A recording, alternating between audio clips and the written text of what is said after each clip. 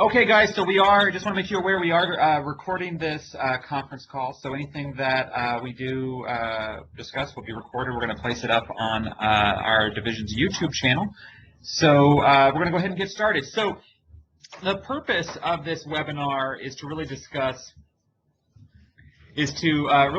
how to administer small disaster relief operations. And by small disaster relief operations, I'm really talking about level 2 operations. So those, larger apartment fires, the small floods, the small tornadoes, things like that. And so, and when we talk about how to administer them, what I'm going to be talking about is generally the resources and the tools that you guys need to do it to physically administer the operation. So we're not really talking about service delivery strategies where we're going to open up shelters, how to open up shelters, those types of things. We're really focused on how to do service delivery planning for a level 2 operation. What are our situation reporting requirements, our incident action plan, and some other types of administrative things that we need to be aware of as we discuss this. So what you guys have available for you is, as we're going through this, I want to make sure that you guys have an opportunity to answer your questions, to discuss them. So you can, right now we do have the call line open. If we start getting some background noise, I may have to mute all lines because we are using, we've partnered with FEMA and we're using their lines in order to get it expanded so we don't have people cut off. So I no longer have the ability to go in and mute individual lines. So if I do hear background noise, we're going to have to mute all lines. But I'm going to keep the line open in case you guys have any additional questions that you guys want to ask, and do it anytime during the presentation. You can also ask your questions via the chat feature, and I monitor that throughout the conversation just to make sure that we're getting anything addressed. So the first thing I wanted to show you, and there's not a PowerPoint presentation here, and sorry, I do have a few people here in the room with me, and I know you guys here in the room aren't going to be able to see what's on my screen, but you guys will get the gist as we go along. So what I'm going to do is there's not a PowerPoint presentation. I'm going to take you through some of the tools that are needed to administer a level 2 operation and really discuss that. Again, this is also an opportunity for you guys to ask any questions that you may have as we approach this. So the first thing that I wanted to show you guys is the Disaster Cycle Services Operations Toolkit. So this is on the Exchange.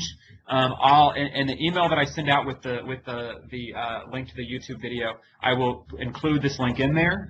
But it is the DCS Operations Toolkit, and it is the tactical level information that you guys need in order to properly administer a level 2 operation. First, a couple documents here that we've talked about before and we've trained on are our Concept of Operations Program Essentials, the Standards and Procedures documents for operational planning, and Incident Reporting Standards and Procedures.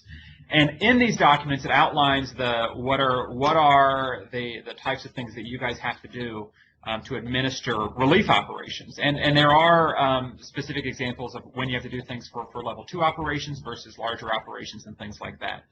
I can say that for level 2 operations, and I want to specify that a level 2 operation is an operation where the cost of the operation is going to exceed $10,000, but come in under $50,000. So these are operations that are administered at a regional level. So your regional CEO has accountability and oversight over the budgetary process and has that approval, the ability to approve our service delivery plans for level 2 operations. So that is where our conversation will take us today, is sticking within that level 2 frame, the $10,000 to $50,000 range. I can say any operation that exceeds $10,000 must have a specific DR number that is issued by our National Disaster Operations Coordination Center. So if you guys have an operation that exceeds $10,000, you have to get a DR number, and it may just, we just had a situation where we had an apartment fire in a region that happened a couple weeks ago, and during their follow-up casework process, they exceeded that $10,000, and we just got a DR number because they exceeded that $10,000 mark. So anytime we have our costs that exceed $10,000, we've got to go up and get a DR number.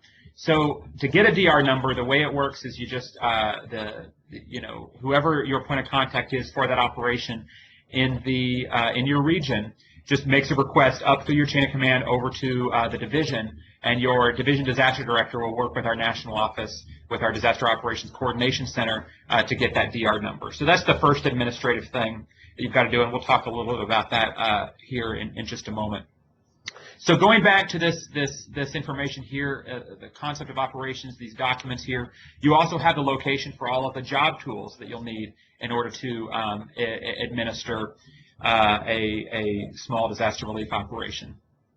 And as we talk about this, and we talk about service delivery plan and incident reporting and things like that, there will be some flexibility, and it's going to be flexible on certain operations, and I'll discuss that coming up about how this works when we make these reporting requirements. What is the frequency of some of these reports? Sometimes there are some prescribed nature that we have to do within our programs, but there also is some flexibility given unique natures of responses, and there's also flexibility given how regions choose to administer some of these operations. So I'm going to talk about that as we approach this. So the first thing that starts out a relief operation is is first obviously an initial incident report. Now obviously the initial incident report is not a document. Let's make sure I don't log myself out here. The initial incident report, not everything that is reported on that report will become a DR number, but every DR should have began with an initial incident report. So an initial incident report obviously notifies the organization that you guys have a disaster that has met one of those triggers on that initial incident report. If you determine that your operation is going to exceed $10,000, or if you need to activate staff cards, so there have been certain circumstances in which staff cards were needed in order to move volunteers around, given shortfalls or specialty volunteer into an area, but your operation isn't going to exceed $10,000, then you need to also get a DR number. So those are your first two triggers in order to, when you need to have, this is a must have a DR number, is if one, your operation is going to exceed $10,000, two, or if you are going to need to issue staff cards to move individuals around for an operation. So those are your times when you're going to need to issue get a DR number. And in order to get a DR number, the first thing you must do, and I'm going to switch over here to our Disaster Services Automated Reporting System, is over here you'll be able to see on my screen you've got to create an incident. Now I know in CAS we create events and things like that. In our old CAS system we created incidents, but this is a separate incident. This is an incident that is tied to the request for a DR. So now at the division level we can't create incidents, so I can't walk you through this process. But for those of you who have DSARS access, the way to get an incident number, you just click it here. It's going to ask you a few questions to identify, the date of the disaster, where it is, those types of things, and what your cost estimate range is going to be. Once you have that incident number, it takes a couple of minutes. You then will submit that incident number that you have from DSARS in an email. You just take the incident number, you'll submit it up to your region in the division with a DR request.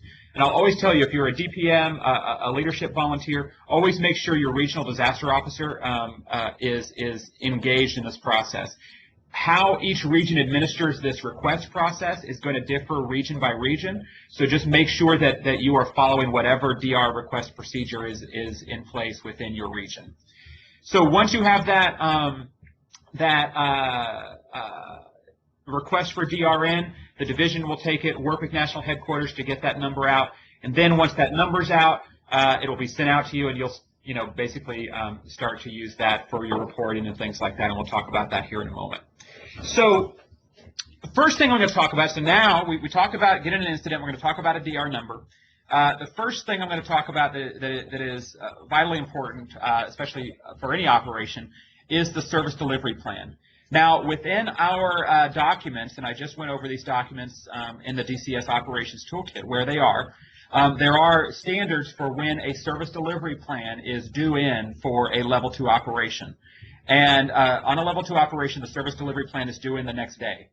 So the next day following a disaster, your service delivery plan is due. And those of you who have done service delivery plans before, let's say not recently, but let's say you did one, 4 or 5 months ago or previous in the future, it was it is a very large document. There's a lot of components to it.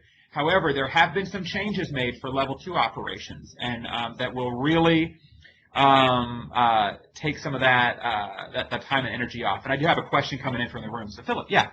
When you say next day, is that just 24 hours, or is it like, how does that work as far as business days or whatever, or when the operation could start at midnight? Is it just 24 hours? It's about 24 hours. So I think that's always a good way to play it, about 24 hours, and to get that in. So the service delivery plan, and we're going to take you through here, and I'm just going to walk you through a few of these things. Now, we do have more extensive service delivery plan training and things like that, but I'm going to just walk you through some of the basics and how this has changed for level 2 operations. I'll tell you, as you approach service delivery planning, one thing I want to say is that it's very easy to get in the mindset that these are just things you have to do to check off a box. The intention of these documents is not to just check off a box and say we did it. The intention here is for you guys as a team, as you guys are administering and standing up a relief operation, to think through the services that we're going to provide. So again, I really encourage you guys not to just try to push this in and check off a box. Use it for its intended purpose, to allow you and your leadership team to critically think through how you guys are going to provide services on a relief operation. What kind of support are you going to need for that relief operation, and things like that. But that being said, there are minimum requirements that you have to complete for a service delivery plan for a level 2 operation. And so the document that I'm going to take you guys through is a service delivery plan. Again, you may have seen this, you may not have, but this is a document that we use for all levels of events. But the items that are shaded in red or in pink or dark red, as it indicates here, I think that looks more pink, but the items that are shaded here, these are the only required items for level 2 operations. It does not mean, and I would encourage you guys on some of these things to enter additional information if you guys need to help you plan for that operation. Just don't limit yourself to it, trying to check off that box. But at minimum, these are the items that are shaded here are the minimum things that you have to fill out on a level 2 service delivery plan. So as we go through, you'll see that compared to the rest of the document, there are relatively few documents fields that are still required. So here on the basic information, you're asked to put in the date. You're asked to put in additionally what happened, where did the evacuation occur, those types of things. And then who needs Red Cross services. And then, again, none of these items here are required. But again, these are helpful for planning. So even if you're not required to fill it in, I really encourage you guys to develop this and think about this as you're starting a relief operation. Again, this is not just a check-the-box type thing. You really want to use this document to help engage the conversation. The other thing that I would recommend as you approach the service delivery planning is don't do this in a vacuum. So if you're a leadership volunteer or a disaster program manager, and you've been tasked with doing your service delivery plan, don't just lock yourself in a room and say, okay, well, I'm going to fill this out as quickly as possible to get it submitted in. Bring in your leadership volunteers, some of your functional people, to really have a conversation. Again, the service delivery plan is designed to document a conversation for how you guys are going to meet the needs of the community that's been impacted by that disaster. So having a conversation regarding talking with your leadership team regarding what are the needs in the community, how are we going to meet those needs, those types of things are very important, even if it's not for level 2 operations required to be documented. So again, down here on the needs, you go through a lot of these things. You go through client casework, health and mental health services. Again, a lot of these items are not required for level 2 operations, but they're important to address because we need to ensure that we're addressing them for the clients that we serve. And there's a lot of other things down on this thing, all the way down to safe and well, all the activities and things like that. If you follow the tabs down here, you want to make sure you go through each one of these tabs to identify the counties that are impacted and the chapter. Again, these are all required here. Then you're going to put in your disaster assessment information for your number of destroyed, major, minor. This number is important. These numbers are really important to ensure that you're trying to nail these down as much as you have at the time. Now, I understand you have to get this in within 24 hours. Some of these may be estimates, again, depending upon the type of disaster. But you want to make sure that you're trying to get as much of this as possible. So I'll tell you what this does. What these numbers do is this will feed into your overall budget. So you'll plug in your numbers here. So for the sake of conversation, I'm just going to plug in 20 here, and then your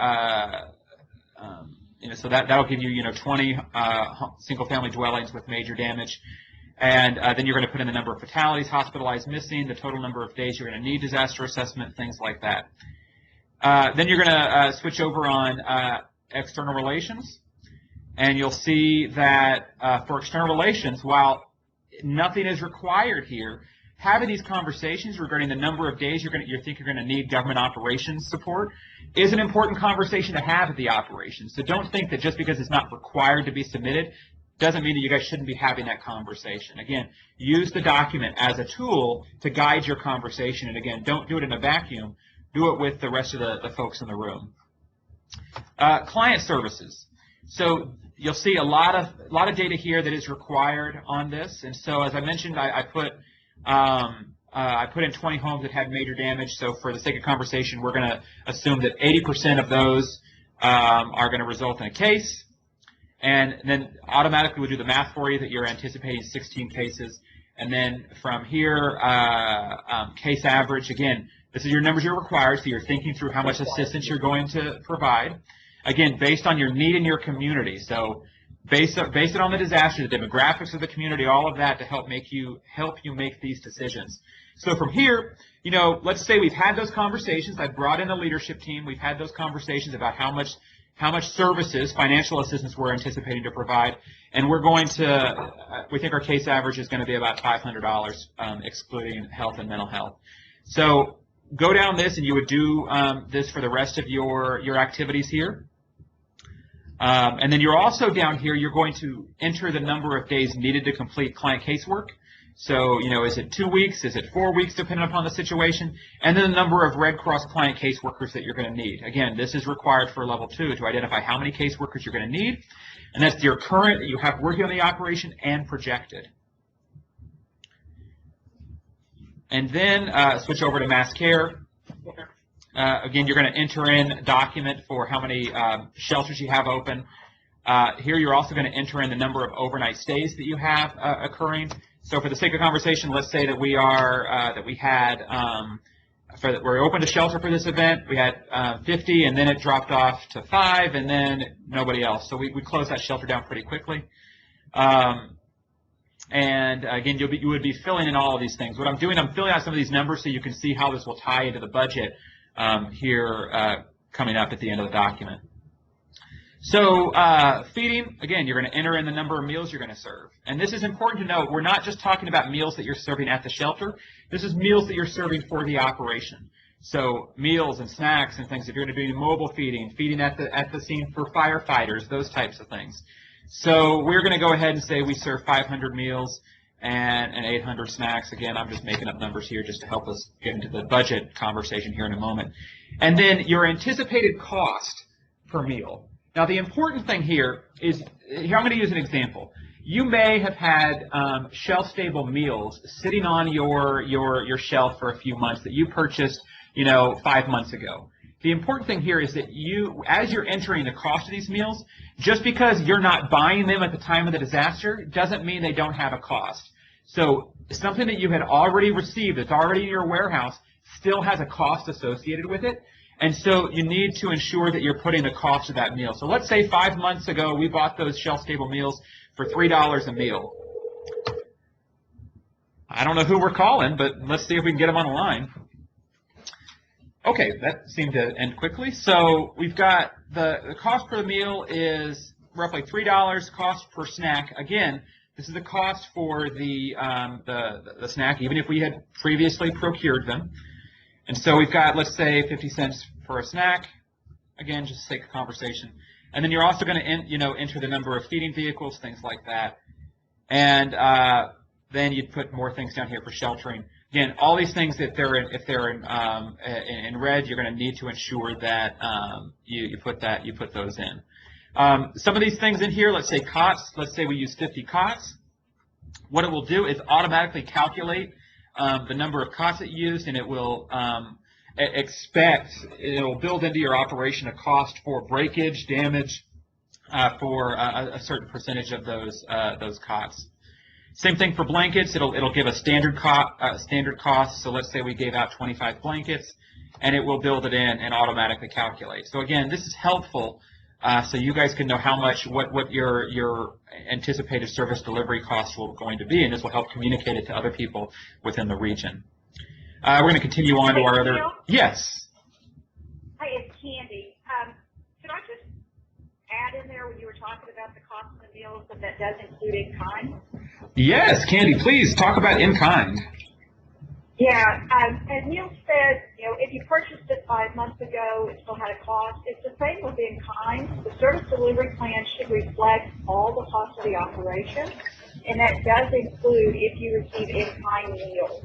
You still need to put a cost associated with that on the service delivery plan. Absolutely, and that's important to note that if you are getting someone's donating, let's say, meals at a restaurant, they're going to give it to you, those still have a cost associated with it. Even though we're not directly paying that cost, we're offsetting it through the in-kind of something that we would have paid. And so as you're getting those in-kind, you need to record what the cost of those meals, what we would have been charged, and then you put that into the service delivery plan as well. And so thank you, Candy. That's an important thing to mention. So just because something is in kind doesn't mean that we should not be capturing the value of that in kind and inserting it, if there is a spot, onto the service delivery plan where it needs to be. So logistics, again, few things here. You'll add in the number of people you'll need and the days and things like that. And then some of this is most of the time for level 2, this will be completed in the field, but a lot of this for a lot of smaller operations, we're not using a lot of reefers or passenger vans or things like that. So a lot of these items will be blank. But if you are using herbs and things like that, you want to make sure that you're putting that in and the average fuel cost and things like that. Again, make this work for you for the operation, but don't get so stuck on the details that you're not really thinking about the operation as a whole. What we don't want you to do on the service delivery plan, again, this is to get so stuck in the document that we don't respond or we delay response. So the intention of this is to help guide the response, guide the conversation regarding the administrative activities. And especially as we're talking about any kind of operation, the really important thing is that we've got to work to build depth so that if you're a disaster program manager or a leadership volunteer and you're working on a level 2 operation, that if you really want to invest time to really plan for the service delivery, you do ensure that we're actually out there delivering services.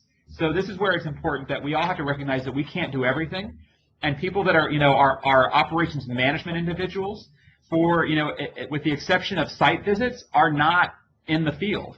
So if you're in operations management, you're going to be a director of an operation, you have to have an expectation that you're going to be in an office away from where the action is occurring. Now, you need to go out there and visit occasionally to make sure, just to sort of oversee the operation. But as an operations management person, you need to make sure that you're investing a proper amount of time in this, but you can't be expected to do this and run a shelter or do this and sit in an EOC. It just is not going to work, and this document will then turn into a simple check mark thing that you're trying to fill out as quickly as possible to get in, as opposed to really investing the time in it that will help you plan for your operation so we can ensure that you're thinking things through in advance and not sort of sitting in a reactive mode for the operation. So we're going to go through the next couple things. Again, this is all on the exchange on that link that I'm going to send out. You guys can go pull this down and play around with it if you haven't seen it before. Technology stuff, none of this is required for level 2, but if you have technology needs, obviously those can be supported. Staff services, this is where you'll put in some of this will be auto-populated. You'll also put in the number of people that you'll need for the operation. And it will also include where you can work out the percentage of volunteers they're going to be on. They're going to need staff cards and hotels and stuff like that, again, depending upon the needs of the operation. So if we were to fill a lot of this stuff out, a lot of this other stuff would populate into the budget. But so the only thing I filled out was a few meals, snacks, and some majors and destroys. So this document again, the 2066, this is your field operations budget. Your 2066 is going to be extracting information from your service delivery plan to populate this out. So again, I put the number of meals in the service delivery plan, as well as the made-up damage assessment, and it will automatically calculate the costs based on the information submitted. So, and then you can come down here for the total cost of the relief operation, and that's $2,600. So obviously we didn't fill in a lot of this stuff, so it is what it is. But that's really how this works. One thing I want to mention here regarding your 2066. And this is important to know, especially if you're going to be in operations management. You need to understand that the 2066, the budget that you guys prepare, is not the true cost of an operation. So one thing that we do on with the 2066 is the 2066. Your budget here, the document you're looking at here, is not shared widely. It's shared with key leaders within the operation and key leaders within the region and within the division with national headquarters. And the reason is that this is documenting the cost, the direct cost of service delivery. There are other costs to our system, whether it's the cost of NSS, the cost of ongoing IRV maintenance, the cost of volunteer connection that supports the relief operation, that is not documented in this 2066 budget. So what we do in order to develop a cost estimate, that has to go up through finance and through communications to develop that cost estimate. So if you get a request from your local community to say, well, how much is this operation going to cost, the Red Cross? If we were to go out and say, well, this operation is going to cost us $2,606, that is a false cost estimate. This is our budget for the direct service delivery, but it is not representative of the cost. So I'll say it, and this is one of those things that we can say really clearly. If you get a request that to share the cost of the operation, finance has to be engaged and communications has to be engaged. They've got to be engaged in that operation. You also want to make sure your CEO, your regional chief exec, is engaged in that conversation to make sure that that number has been properly vetted before we go public with what that number is. Because again, what we don't want to do is share that is $2,606, and then send out another number that is $4,000 or whatever it happens to be. I'm making up numbers here, but it's important to know that we never share the 2066, the document that you're looking at right now, publicly, because it is not reflective of the true cost of an operation. The same thing as we start to gather receipts and invoices and data on our 5266, which I'll talk about here in a moment. We also don't share the financial data publicly with that. So anytime there is information shared regarding finances, it has to come from finance and communications, and they'll work together to come up with the properly vetted number. So I'm going to take a moment here to jump in and answer a few questions from the chat feature. Let's see. Can you please address what to put in for admin and accounting chapters when we now manage and account for things at the region level? And will chapter level DSARS IDs still be adequate to open and manage incidents in any chapter in the region? Eric, and I wanted to address that because I think that's an excellent question, and I'll tell you, I actually have that question right up now with our folks that run DSARS, because here's where we are right now. We've got our DSARS system, which is an older system, and so we're still trying to work to ensure that it will meet the needs of the way we operate now. So I'm trying to get guidance on that exact question on a chapter level. For chapter level events, if you need regional access, or will chapter access work? So that is still an open action item, so I don't have an answer on that, but we're working. And so once we have an answer, I'll make sure we'll share that out with the regions.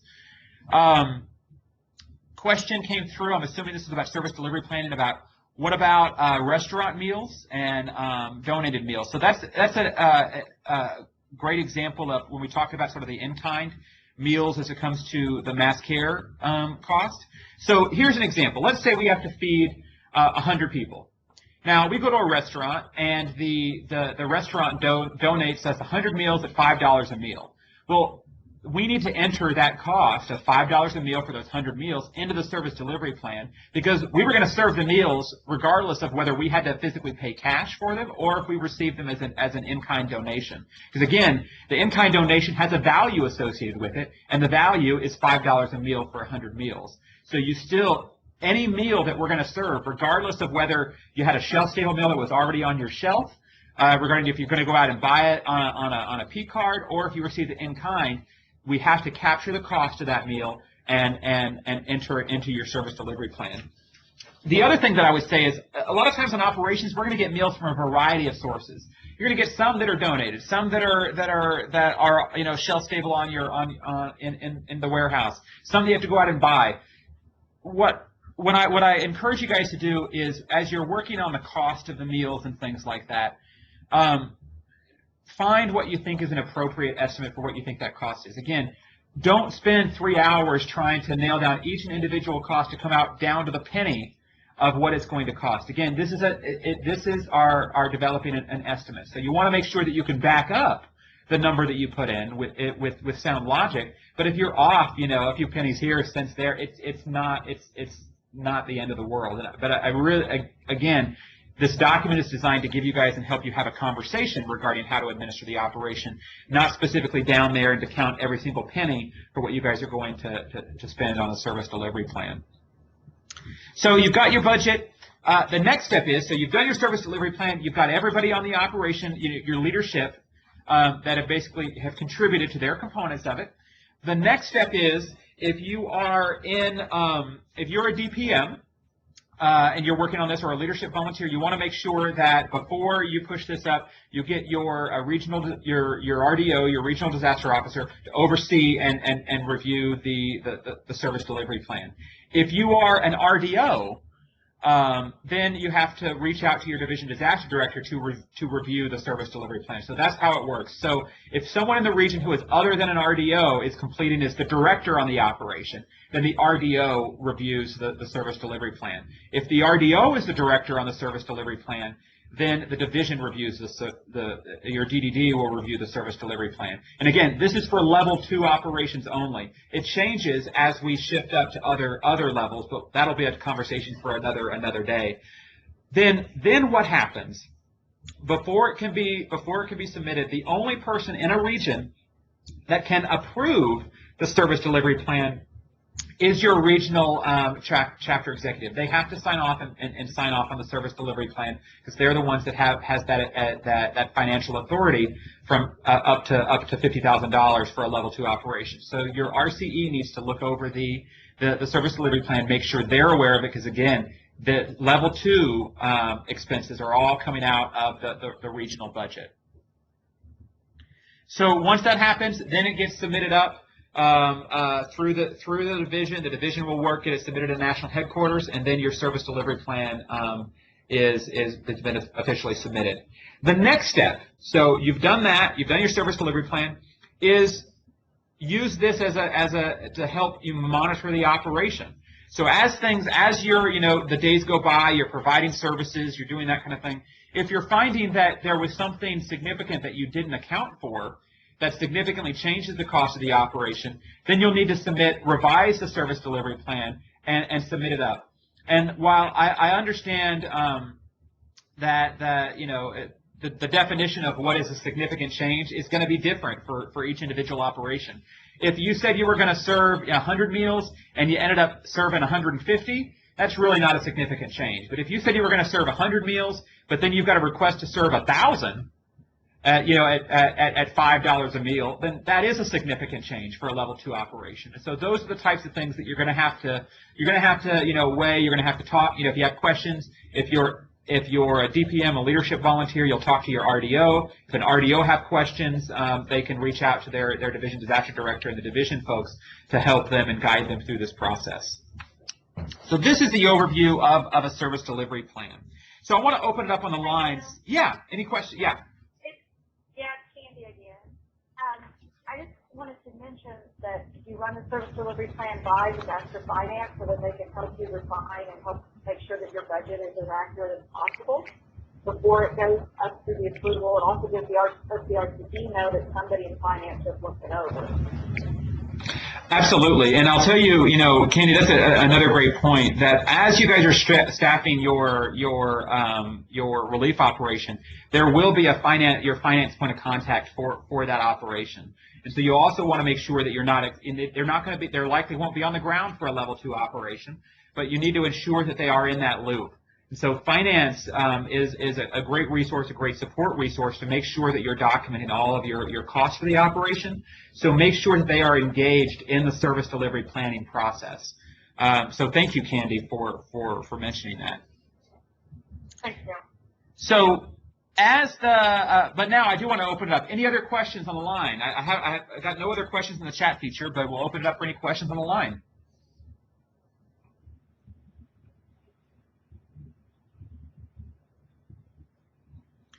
Okay, so you've done your service delivery plan within 24 hours. It's been sent up.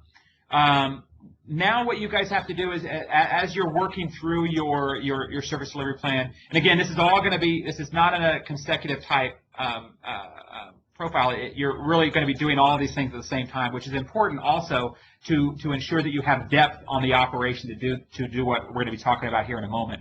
So at the same time that you are doing your service delivery plan, you're also going to need to plan for how you're going to structure your operation.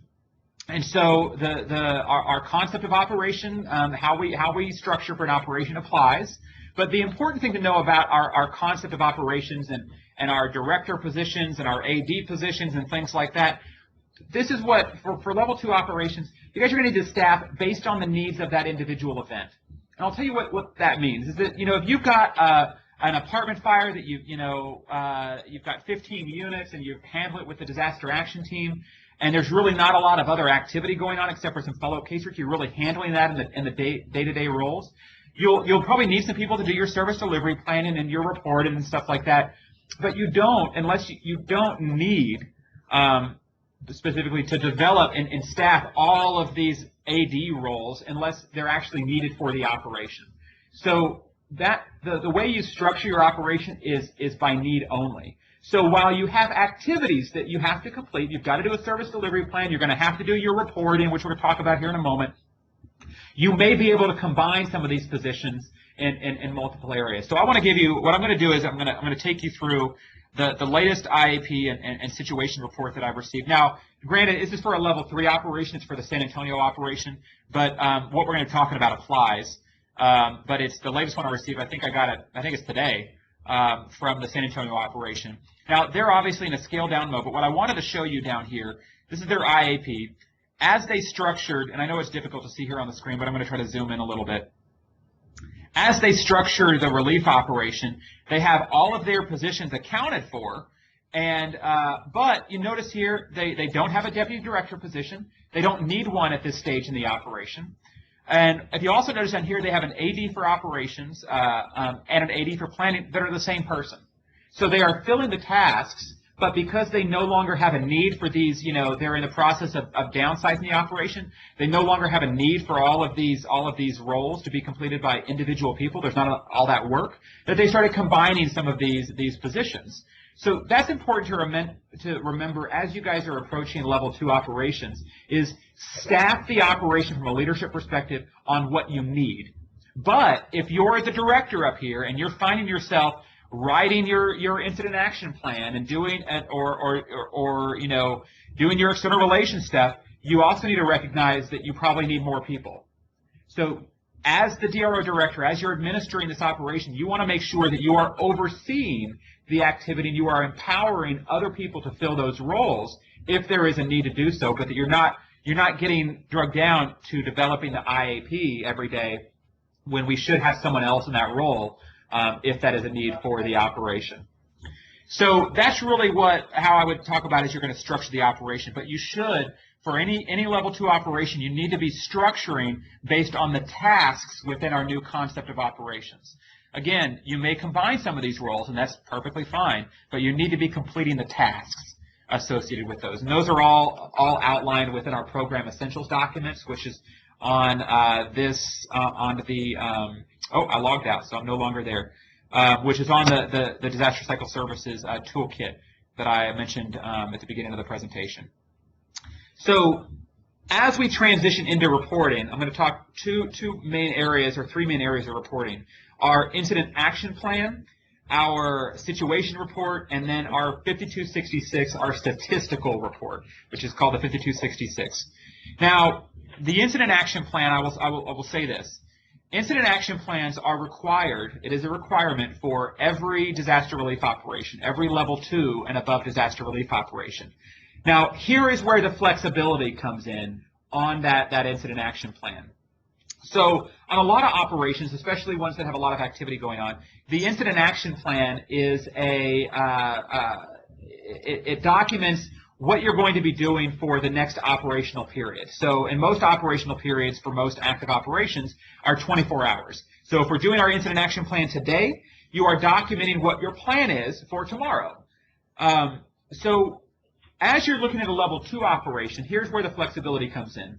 If you have a small tornado, a flood, where you're going to have mobile feeding, you may have a shelter open, but it's a really sort of confined area, I would highly recommend that you stick to a 24-hour operational period. Now, if you have the other, on the flip side of that, if you have, let's say, an apartment fire, where you don't have a shelter, you are basically have an apartment fire that got a DR number because your expenses went over 10,000, and that's about it. So you probably have, let's say, 15 to 20 cases that you're working. You've opened all the cases with the disaster action team. Now those cases are in follow-up. You have your DR number. You've done your service delivery plan. Now, are you expected to do an IAP every single day for that operation? Now, what I can tell you, and again, some of this may be different in different regions, how different regions want to structure, but from a general perspective, what I would recommend on that, if you have no real changes in activity, lengthen out your operational period. So you want to say an operational period, okay, is a week? Well, then make your operational period as a week and do your one IAP for that week to say what your plans are, how you're going to meet the needs and continuing to meet the needs and staffing and structure and things like that.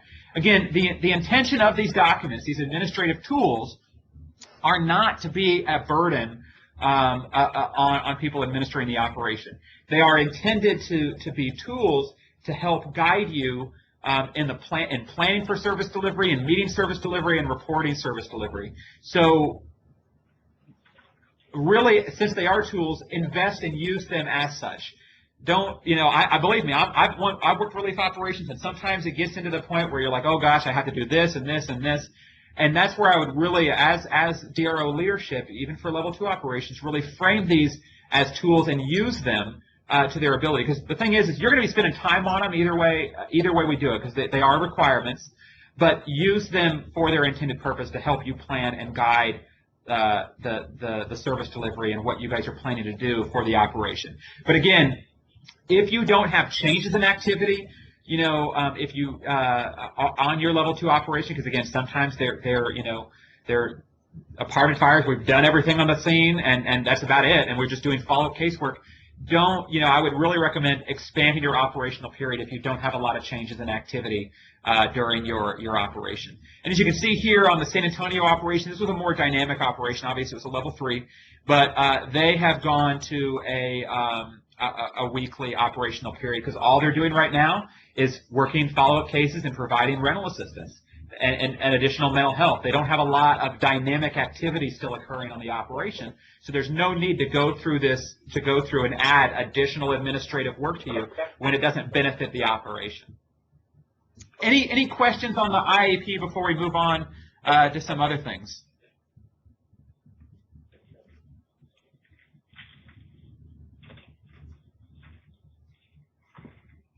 Okay, I'm checking the chat feature. I seem to have minimized it on my screen, so I'm trying to find it. I'm not sure where the chat box went. Okay, anyway, so the next thing is your situation report, and again, I just pulled up the latest one from the San Antonio operation. So these are standard documents. So we have to use the standard templates that are out there, again, in the Disaster Cycle Services toolbox. That are there, but again, the same thing applies to the incident action plan. Now, the situation reporting is required, and these need to be sent up through your regional chain, and your region needs to send these to the division. and the division will work to get those into the key players at national headquarters as needed. But the situation reporting is a required document to be completed for level 2 operations. But the way I would say it again, same thing as the incident action plan. If you want to change the operational period for your situation report, if there is not a lot of dynamic activity going on, then then do that. Make it a week. But you have to really be able to justify that there's not a lot of dynamic activity. I mean, if you still have shelters open and you're doing some mobile feeding and those types of things, that's dynamic activity where you need to plan on a daily basis to do those types of things. So keep that on a daily basis if you have sort of those activities. And your situation report is really going to highlight what you've done. This is not a planning document. Your incident action plan says what you're going to do in the future. This is your situation report that says, basically this is the actions from today. And again, so use the tool that is on the DCS operations toolkit. So the final thing that I wanted to talk about as we approach sort of reporting and things of that nature is our 5266. So the 5266 is a statistical data report. Again, this is also completed within someone doing the planning section.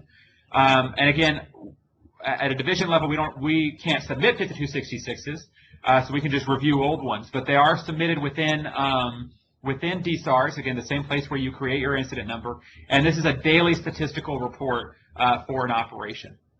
Now, the way that our 5266 requirements is somewhat different than than the IAP and situation reporting.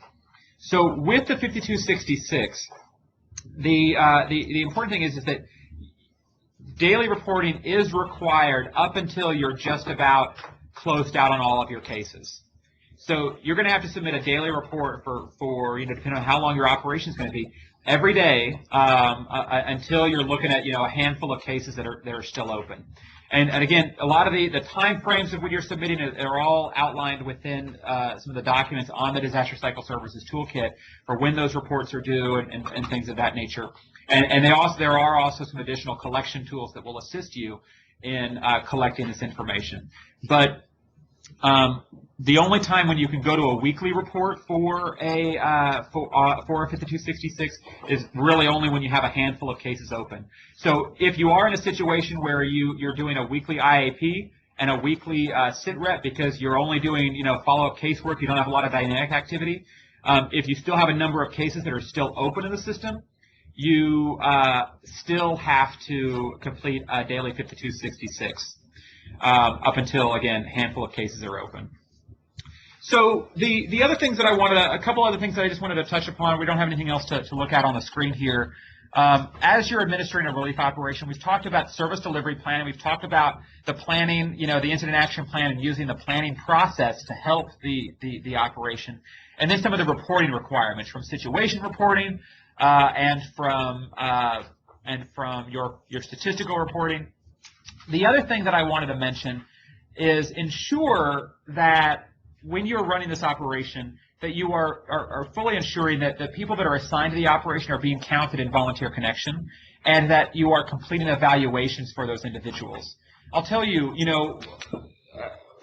we have far more level 2 operations than we do any other type of operation in this country.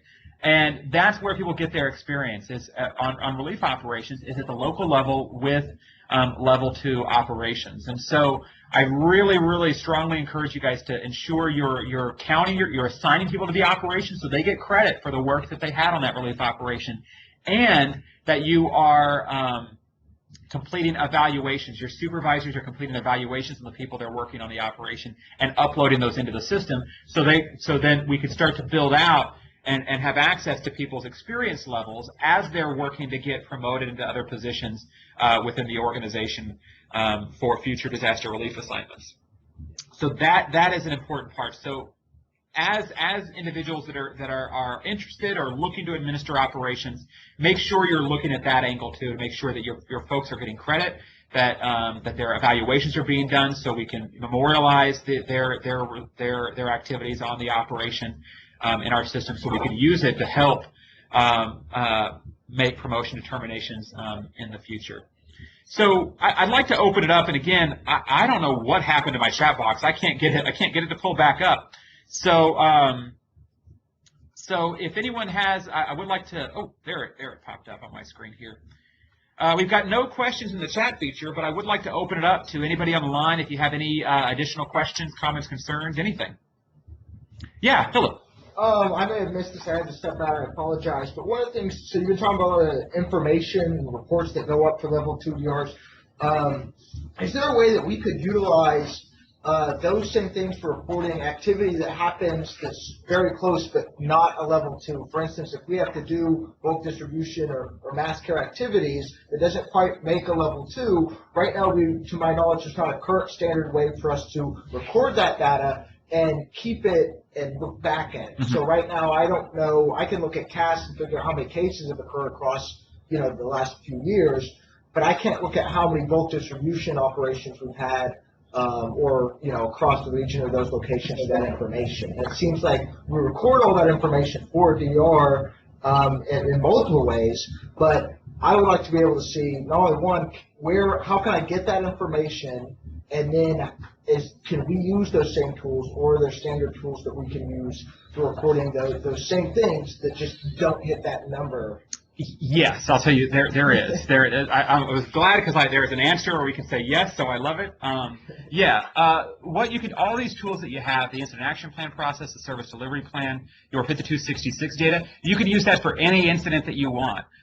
Your incident action plans and things like that, those can be used for preparedness events and things like that. So it's not just for, these documents are out there for you to use. And in order to report the information, one of the challenges that we have within CAS 2.0 is that it records client data. It doesn't record mass care and logistical data. But what you can do is you can record your 5266s for incidents in DSARS, even if you don't have a DR number associated with it. So you can still do a 5266 for an incident, and you can still go in there and run that and pull that data out for those individual incidents in DSARS. So that's the way, if you want to start recording your information for, for non-DR level events, you can do it within DSARS. Would I be able to pull all past data from DSARS for a certain area? I believe so. Yeah, the data is in there. You can pull it out. I have to go back in and run exactly what sort of the metrics are to pull that out. But I can tell you the data is in there. And if, just for the sake of conversation, if for some reason your access doesn't allow you to do it, the data is there. And so other people can pull that data out for you if for some reason you're not able to do it. But yeah, we have all, this is where we get all of our data because it's all loaded into DSARS for relief operations going back years. And so you can pull out, how many meals you served, how many people, how many herbs have been assigned, all those types of things. If it's captured in the 5266 and you enter it into DSARS, it can be extracted. Okay. Thank you. So any questions? Any other questions?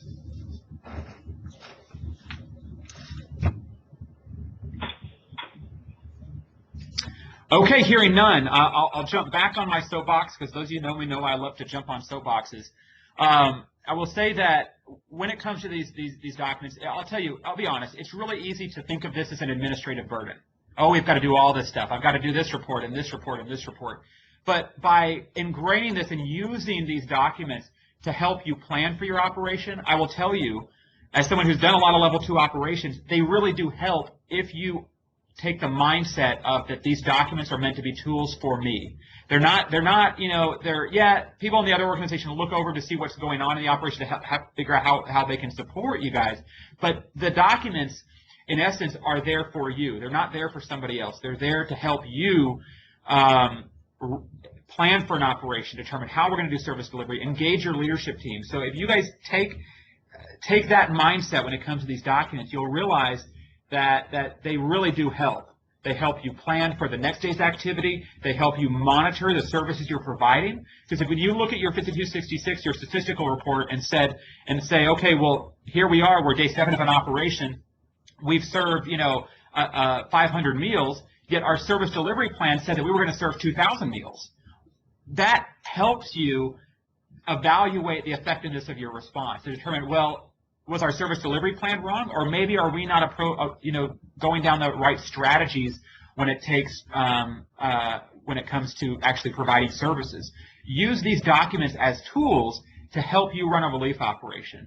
And I'll tell you, this was intended to be sort of an overview of sort of the tools that we have available. There'll be more trainings coming up. One of the trainings that we're working on right now is specifically a 5266 training that is designed to help you guys understand how to critically read 5266 and compare it to your service delivery plan, so you can use the data in there to help judge whether or not you're being effective in providing services to communities. So that is an upcoming training. We don't have it scheduled yet, but we're working on it. And so any other topics, if you guys have interest for topics related around this, you want something that still needs to be expanded on, send me an email, and we'll work to get additional training scheduled. So I want to open it up one last time for any questions, comments, concerns. Eric, I have one question. Yes. This is Paul in Southern Utah. And I wanted to know, in the SCP, in the instruction set, it recommends that you download the latest version. How much of an evolutionary process are we seeing in this document? So the service delivery plan is generally, and thank you for pointing this out, I will send you the link for where the service delivery plan lives on the exchange, because it really is updated it says it will be updated about once a quarter. And so there's a link where you can always go on the exchange to pull down the latest version. This version that I'm showing you guys right now, I believe that the last iteration was in September. I don't know if there's been I pulled it off from that link, so this is the latest one. But I would always pull the service delivery plan down from that link, and I'll send that out in the email that I send out with the link to the video. Any other questions? Okay, well, hearing none, thank you guys very much. Have a good rest of your Friday and have a good weekend. Thank you, Neil. Thank you. Okay. Oh. Just a second. I'm still recording.